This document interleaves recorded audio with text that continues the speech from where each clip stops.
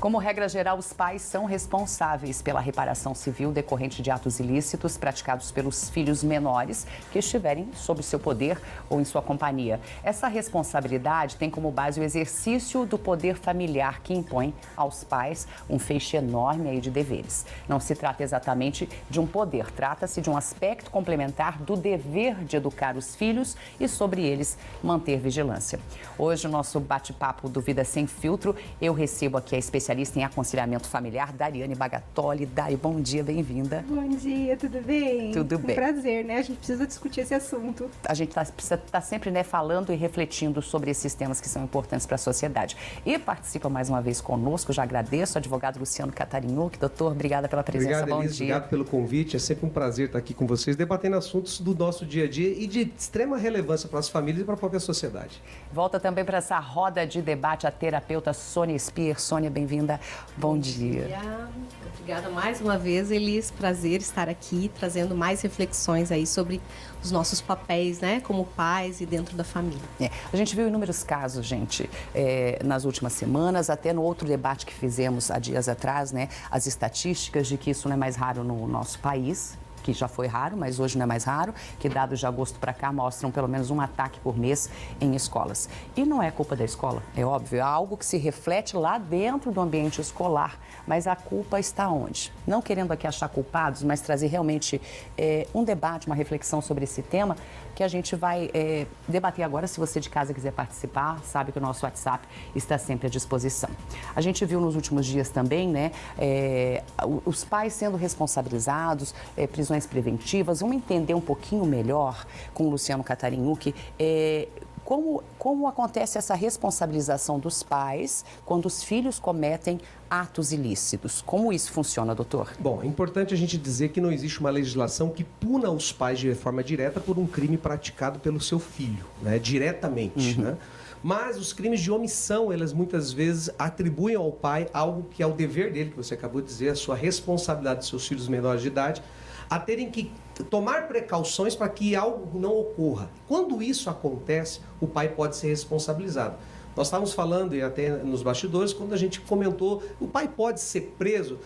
Sim, pode. Quando? Quando ele não está preso por causa do filho, do ato do filho, mas pela consequência do ato que ele poderia ter evitado. Por exemplo, dentro da sua casa, ter materiais ali, uma confecção de uma bomba, alguma coisa nesse sentido, coisa terrorista e tal, e ele não mesmo sabendo, mesmo vendo, não tomou nenhuma medida, nenhuma alternativa. Ele pode ser punido num crime autônomo que justificou ali ou colaborou para que o filho dele cometesse aquele outro ato posterior. Ou seja, aquela omissão que partiu de uma simples fazer de conta que não estou vendo para uma consequência danosa que prejudicou outras pessoas e sociedade. Aí o pai responde. Além, lógico, de toda a consequência civil que o dano que aquela pessoa, o menor de idade, o filho, causou, recai sobre os pais e sobre o patrimônio dele.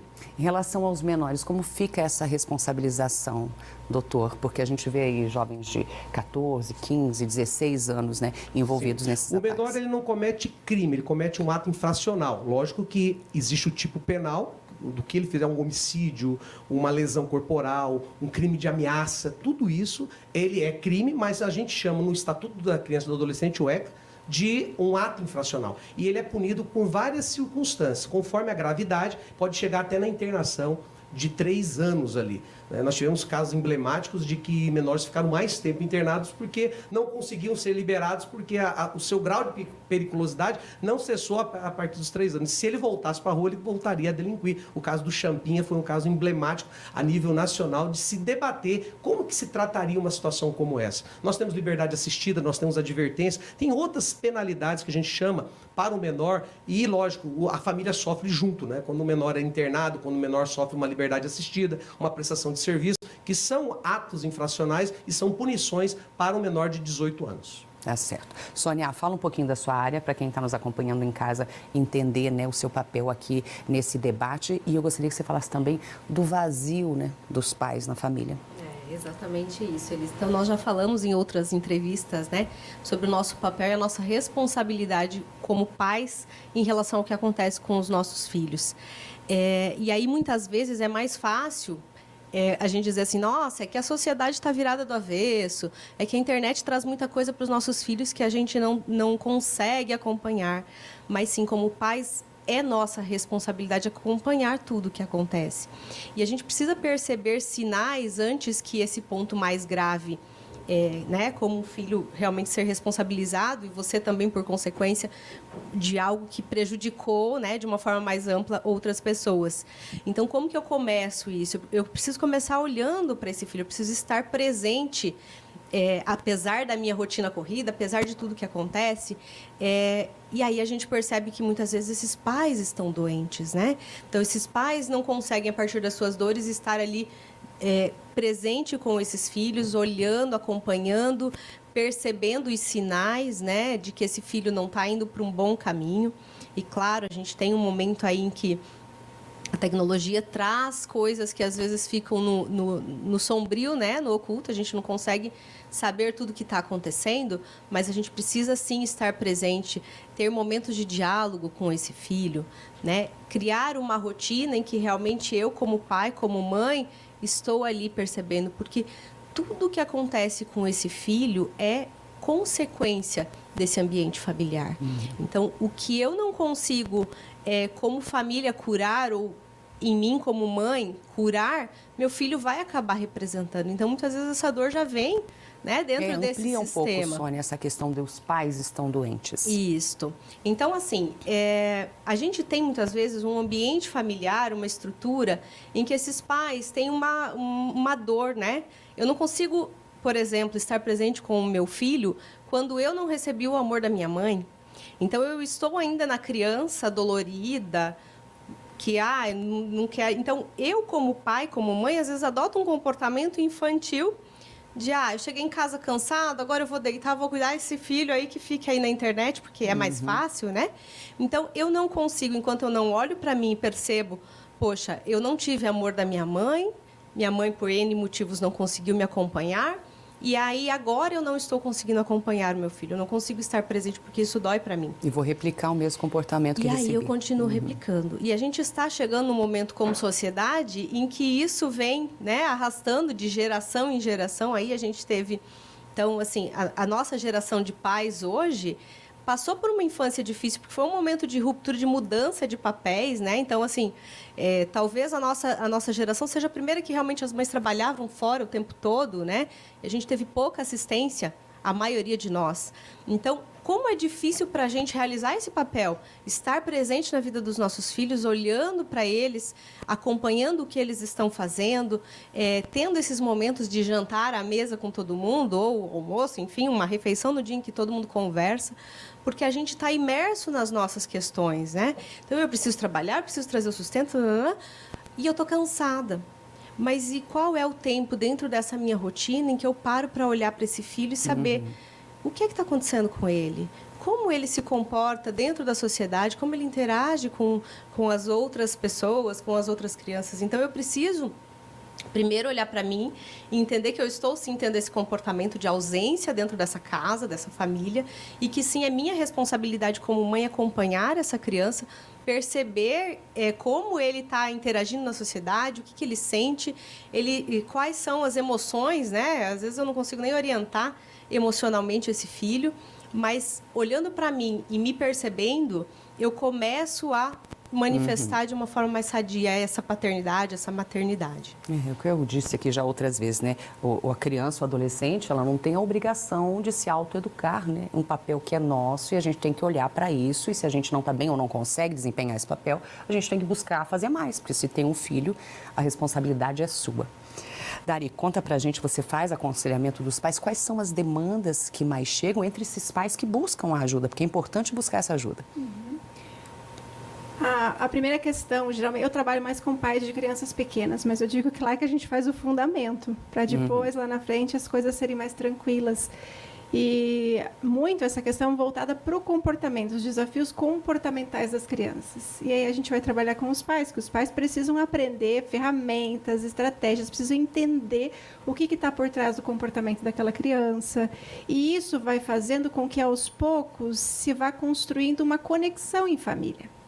E quando a gente constrói essa conexão, lá na adolescência, eu digo que fica bem mais fácil da gente conversar e dialogar. Porque não dá mais com essa geração para a gente usar um modelo autoritário, né? Eu mando e você obedece, a gente já percebeu isso, mudou muita coisa. A gente tem novas demandas e eu gosto sempre de chamar muitos pais, a gente precisa falar sobre isso, falar sobre o uso das tecnologias, né? Os pais Está muito solto isso. Nós somos a primeira geração de pais que está lidando com isso. Mas está muito solto. A internet virou a babá dos nossos filhos. As pessoas não têm... É fácil para os pais, é fácil, é cômodo, é chato às vezes a gente ouvir isso, né? De alguém vindo aqui falar, mas a gente precisa falar disso. Eu acho que criança não precisa ter celular. Eu fico me perguntando para que uma criança precisa ter um celular. Eu acho que não. Lá na adolescência a gente vai começar a inserir, trabalhar com eles sobre isso. Mas o amigo tem, como que o meu filho não vai ter? Você é a autoridade da sua casa. Você tem que definir quais são os limites, o que é bom para a criança. A criança é criança, por isso que precisa de pai e mãe. Se não nascia e já saía andando, né? Igual muitos bichinhos, muitos mamíferos, né? Já nasce, fica ali um pouquinho, dali a pouco já está vivendo no mundo. Não, o ser humano precisa de muitos anos até que essa maturação cerebral aconteça. E o que esses dispositivos estão fazendo? Eles causam uma liberação de dopamina, de prazer muito rápido. E a nossa sociedade está vivendo isso, né? A nossa alimentação hoje, né, causa muito prazer. Outras coisas que a gente faz tem muita facilidade. Essas facilidades vão acostumando os nossos filhos, as nossas crianças, os nossos adolescentes com esse mundo de prazer rápido. E aí, a gente está esquecendo de ensinar para eles quais são os prazeres da rotina, da coisa simples. E aí, por que a escola está ficando chata? Na nossa época, talvez não era assim. Porque não dá conta, né? Porque lá no celular é muito mais... é muito mais emocionante, né? Comer uma pizza é muito gostoso. Hoje, como tem acesso... Eu me lembro, na minha época, quando eu era criança, a gente tomava refrigerante no domingo. Né? Ou numa festa. Um litro de festa. Um litro de refrigerante e aí a gente compartilhava. Né? Hoje está tudo muito fácil, tudo muito... esses prazeres de imediatos, de fácil acesso. E somos nós, pais, que precisamos ensinar os nossos filhos a ter limite com isso para eles aprenderem a ter prazer na rotina. Né? Porque lá o sucesso lá na frente, o adulto que, digamos assim, se desenvolve, que vai trabalhar, que vai ter essa vida, vamos dizer assim, próspera, né? Que é o que os pais querem. Os pais querem que os seus filhos sejam prósperos, felizes, independentes, autônomos.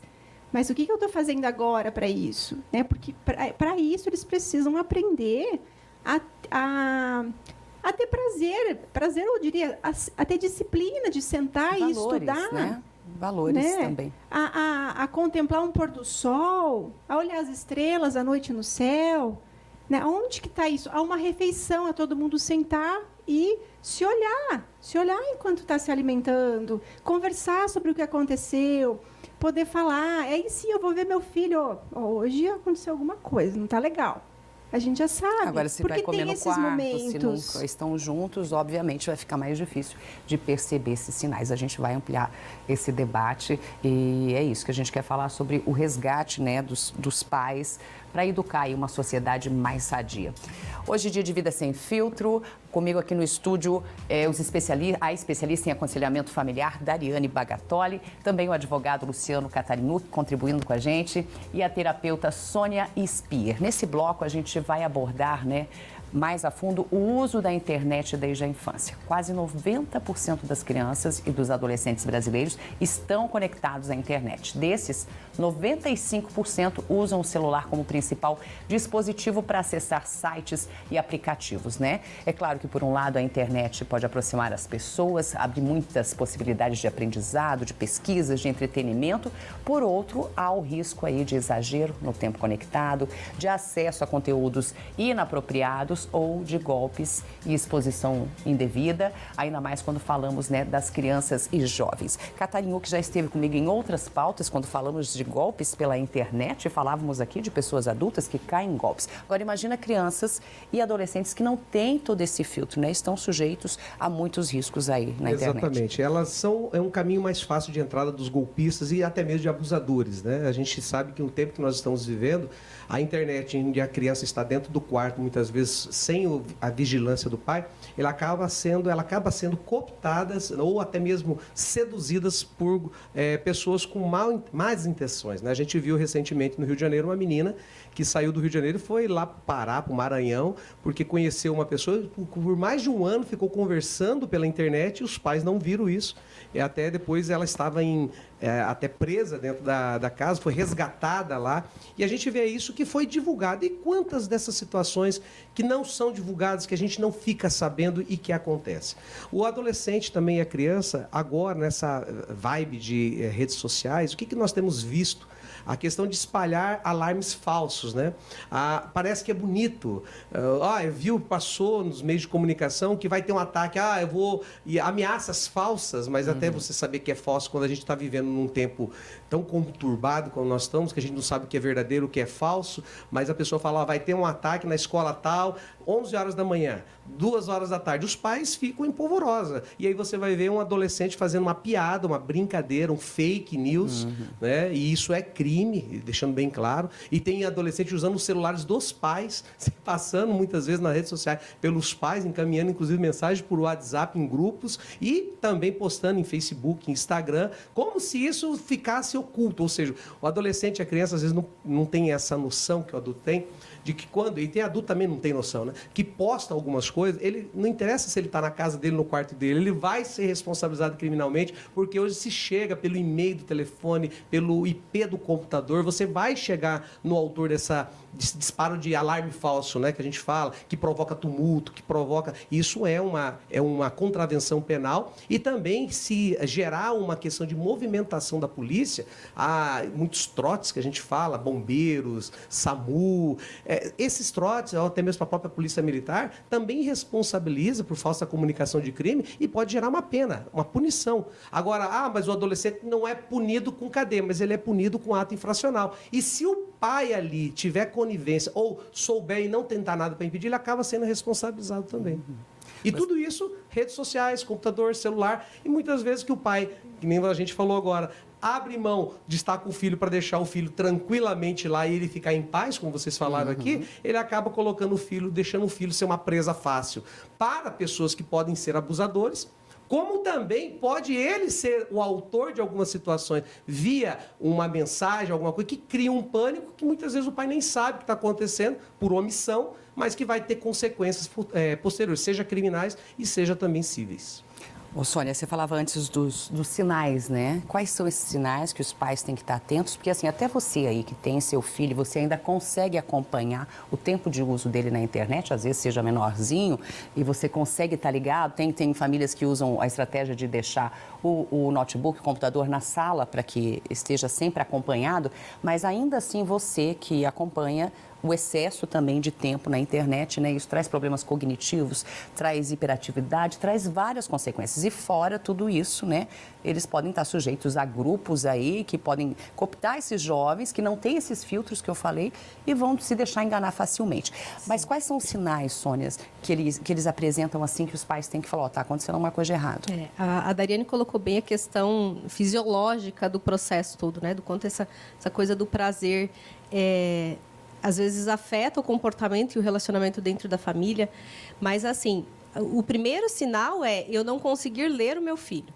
Então, meu filho, assim, eu não reconheço as atitudes, eu não sei quem são os amigos, eu não consigo acompanhar, né? Eu não sei com quem se relaciona, quem é o melhor amigo da escola, ou se não tem nenhum melhor amigo da escola, e aquela coisa de nunca fala o nome de ninguém. Quer dizer, eu não estou conseguindo participar, não estou conseguindo ler esse filho. Mas o relacionamento dentro de casa, então, assim, eu começar a perceber, poxa, em que momento do dia a gente senta para conversar? Em que momento do dia eu acompanho as atividades da escola do meu filho? Quantas horas do dia esse filho está ficando com celular, com computador, com acesso a essas tecnologias, né? E claro que esse filho tem já uma personalidade, diversas questões morais que precisam ser moldadas por esses pais, mas quando eu não consigo ter nesse filho comportamentos, né, aspectos de personalidade que estão alinhados com os meus valores morais dentro dessa casa. Então, às vezes, uma fala mais grosseira, coisas que eu não reconheço, não estou educando dessa forma e comportamentalmente eu não identifico esse filho. Alterações de humor, né? Alterações de humor. Então, assim, são diversos aspectos. Mas acho que o principal ponto é eu olhar para esse relacionamento de família. Como é que nós estamos? Como é que eu e meu marido estamos conversando entre nós e com esses filhos? Lembrando que a responsabilidade de moldar esse caráter, de repassar esses valores, é nossa como casal, Qual adulto, né? Eu quero educar. Exato. Então, assim, quando eu fujo a essa responsabilidade, então, assim, eu estou deixando a babá eletrônica, né? O celular ali para distrair o meu filho, para que eu tenha mais tempo de fazer outras coisas ou para que eu consiga descansar um pouquinho, automaticamente esse filho está sendo educado por alguém que eu não conheço, né? Ou eu repasso os valores da minha família e conduzo da forma como eu considero, né, que vai torná-lo uma pessoa mais sadia, mais próspera quando adulto, ou eu deixo nas mãos, né, desse tipo de situação, que sim, é um risco muito grande. Dari, pode complementar? Quero complementar o que a Sônia falou. A gente precisa estar atento, porque o celular deixa tudo mais tranquilo, vamos dizer assim. Eu não preciso lidar com certas coisas. Mas a gente precisa compreender que, por exemplo, quando eu tenho um conflito, quando a criança traz uma situação, quando tem uma briga entre irmãos, né? Eu tenho mais de um filho, então tem essa confusão em casa todos os dias. Quando alguém está entediado ou chega meio rabugento da escola, quando eu posso viver essa experiência, eu posso usar ela como uma oportunidade de ensinar o meu filho, de educá-lo, de ajudar ele a lidar com essas situações da vida. Quando a gente elimina os conflitos, né, e o celular é muito bom para isso, a gente perde a oportunidade de ensinar coisas para as crianças. Então, vai ser na hora. Por exemplo, vamos viajar. Ninguém vai ir usando o celular, mas ninguém vai usando um joguinho no celular para se distrair, mas vai ter briga no banco de trás, né? E aí eu, como mãe, eu vou ter que lidar com esse conflito que está acontecendo no banco de trás. Só que essa é a hora que eu tenho a oportunidade de ensinar o que é certo, o que é errado, a fazer uma mediação, a ajudar a se entender, a ensinar valores, né? A ensinar a não ser tão egoísta, ou a não manipular a situação para eu ser a vítima, né? Eu estou usando aqui o contexto das brigas de irmãos, que é muito comum em quem tem mais filhos, né, em casa. Então, a gente precisa aprender a olhar para esses desafios que as crianças nos trazem como oportunidades. Quando a gente muda esse olhar, a gente muda, né, esse óculos, já faz uma diferença muito grande, já fica mais leve, você já não olha mais com aquela coisa tão, né, tenho que lidar com isso de novo. Não, são as coisas, né, que fazem parte. Daí, como a Sônia mesmo trouxe, nós, como os adultos da situação, é que precisamos estar aí sabendo como gerenciar isso. E eu quero perguntar uma coisa aqui, porque assim, uma das coisas que a gente tem visto nas escolas, e muito claro, a gente vê hoje, quando vocês falam de celulares e tal, é muito normal. As brigas nas escolas têm intensificado. A gente vê que, e aí eu pergunto para vocês, se essa falta de resolução de conflito em casa não acaba, a passividade, né? Então deixa o celular e tal, e acaba dentro das escolas, como não consegue, não tem isso, não trata disso em casa, os pais não resolvem isso, é um gatilho para daí, dentro da escola, extravasar aquilo que nunca é corrigido dentro de casa, porque é evitado que aconteça, e aí a gente vê essas brigas, a gente vê esses conflitos que partem para agressão física, menina com menina, menino com menino. Estou dizendo isso porque aí as pessoas nem apartam. Nós estamos vivendo um tempo em que assistem às agressões, gravam, ficam gravando, filmando, ihu, vai, incentivando, depois postam nas redes sociais, compartilhando como se fosse uma vantagem, e tenta resolver os conflitos. E eu pergunto se isso tem a ligação. Que não é tratado em casa, dessa forma como vocês falaram, vai refletir lá dentro da escola, ou não? Sim, porque a gente precisa aprender em algum lugar. Então, por exemplo, se vou almoçar no restaurante, então eu dou o tablet para o meu filho para ele comer quietinho e não incomodar. Primeiro que ele está perdendo a oportunidade de aprender como é que a gente vai num restaurante, convive, conversa com as outras pessoas. Mas estão em mais famílias, tem mais gente, então os pais querem ter sossego, vamos dizer assim. Peraí, por que essa criança precisa brincar o tempo inteiro? Por que ela não pode aprender a ficar quieta, observar como é que os adultos se relacionam? Isso é aprendizado. Agora, se ela ficar no celular, ela não vai observar, né? E essa questão dos conflitos, sim, é verdade, acontece isso. E eu acredito muito também que tudo isso que eu falei sobre essa liberação de dopamina exagerada no cérebro que a gente vive hoje, isso vai nos dessensibilizando para a empatia, para o amor, para olhar para o outro. E aí, ao invés de eu ir fazer alguma coisa, quando eu vejo um conflito, eu vou pegar o celular para filmar. Olha que legal. Gente, a que ponto, né, que a gente está chegando? Não pode. Eu tenho que ter atitude para tentar resolver, para servir de alguma forma naquilo que está acontecendo, porque eu estou ali. Mas não, aí a gente alimenta essa cultura do individualismo. Não, eu vou cuidar lá no celular, na minha casa, lá do meu jeito, eu vou ter um prazer imediato. Então, eu não aprendo a ter prazer nessas coisas em comunidade, né? Eu não aprendo a quando é confrontado, então, e quando é confrontado numa realidade fora do círculo familiar, que às vezes tolera, um irmão tolera, a mãe tolera, um tio tolera, mas um terceiro às vezes não tolera. E eu falo que isso ficou tão complicado porque na minha época de criança, né, tinha conflitos também. Mas hoje é perigoso. Se o seu filho tiver 10 anos, tiver um conflito, no outro dia uma criança aparece com uma arma na escola, aparece com uma faca. Leva uma faca para resolver o problema. Então, nós estamos... Essa mudança de comportamento de família, que reflete diretamente na sociedade, diretamente dentro das escolas, tem que ser trazido em debate como esse que nós estamos fazendo. Para quê? Para trazer uma luz para aquela pessoa que acha que está tudo normal. Não está. Porque o direito por si só, a lei por si só, a justiça por si só, não evita, às vezes, algo que vai acontecer. Eu sempre falo, Elis, o Estado sempre chega depois. Quando acontece uma desgraça, aí todo mundo quer se mobilizar. Vamos colocar guarda armado, vamos colocar nas escolas, vamos colocar detector de metais, vamos colocar... Isso resolve? Pode até dar uma falsa sensação de segurança para dar uma resposta imediata para aquilo que acabou de acontecer, que chocou todo mundo. Mas quando a gente olha o contexto, a gente traz muitas responsabilidades que não é do Estado somente, mas são das famílias. A gente vai ampliar essa questão aí sobre detector de metal, sobre os pais terem que olhar a mochila dos filhos, né? Vamos ter que fazer isso a partir de agora. No próximo bloco, a gente fala mais sobre isso.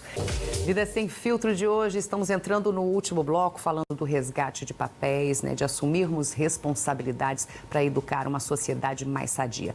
Agora, nas considerações finais, gostaríamos de colocar alguns pontos para que vocês concluam aí o tema em relação a tudo que está sendo feito. Claro que em Cascavel tem várias ações, poder público, autoridades competentes aí da segurança, todos os lugares estão se mobilizando para trazer uma segurança maior.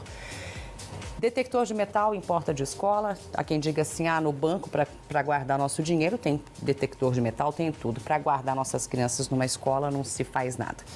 Ajuda? Não ajuda? O papel do pai, olhar, conferir a mochila do filho, entender melhor o filho. Meu filho é capaz de fazer isso? Imagina, não. A gente tem essa responsabilidade, tem que estar conferindo, sim. O que você acha, Catarinhuque? Quais suas considerações finais? Assim, Elise, uma coisa que eu percebo muito, em tempos de redes sociais, às vezes a repercussão que um caso dá, adolescentes tentam replicar isso. Replicar de uma forma sem os pais saberem. Muitas vezes para criar, até mesmo porque tem redes sociais e tal, para ter curtidas, para ter like, para ter seguidores, que hoje é o que está na moda. E aí acaba tentando fazer algo que porventura venha se arrepender depois, mas que chame a atenção.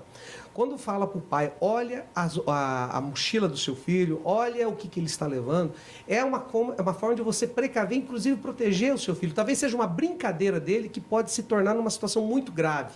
Lógico que o detector de metais nas portas e tal é algo que prevê...